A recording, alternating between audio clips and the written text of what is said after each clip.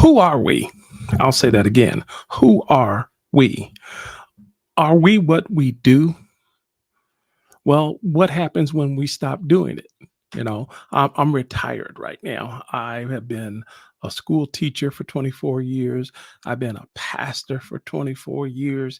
Okay. I've stopped doing those things. So who am I? If who I am is based on what I do, what happens? Who am I when I stop doing it? Or are you what you have? I mean, you might have a big house, you might have cars, you might have money, you may have clothes, you may have status.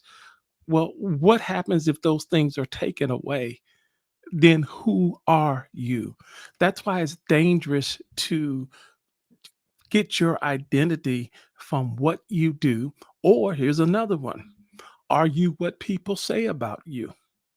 Is that where you find out who you are based on what people are saying about you? Well, what if those people stop saying those things about you? Who are you then? Well, I want to go back. Miles Monroe said this years ago.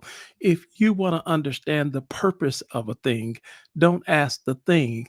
Ask the one who created the thing.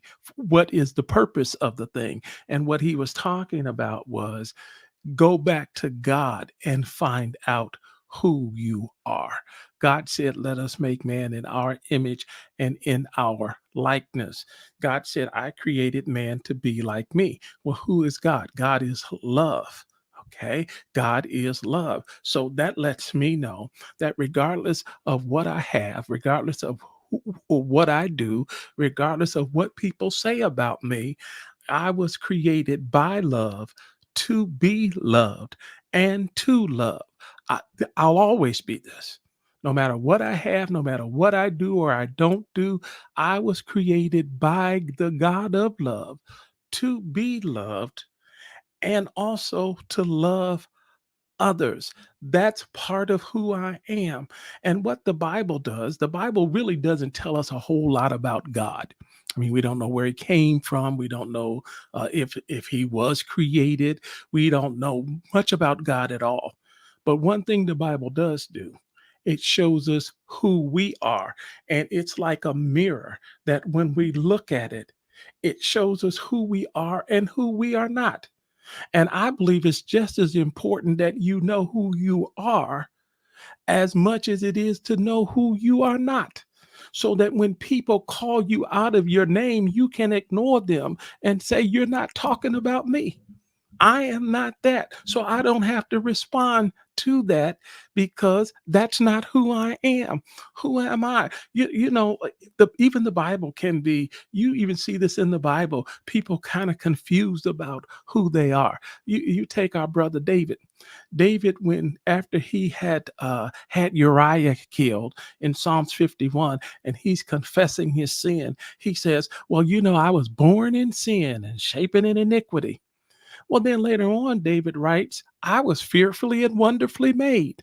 Well, David, which is it? Are you born in sin or were you fearfully and wonderfully made? We have to look at God to find out who we are. And we can't let people, even in the Bible, the personalities and the characters in the Bible, we can't let them define us based on who they are and what they were doing at the time. God is my source. God is my father. God is love. And everything that God created about me has to be love, has to reflect love.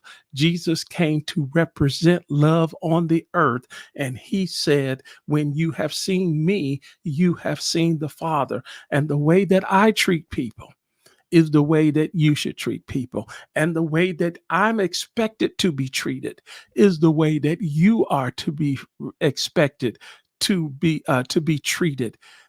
There's nothing more important in this world, in my opinion, than to know who you are and let God define who you are. And I'll leave you with this.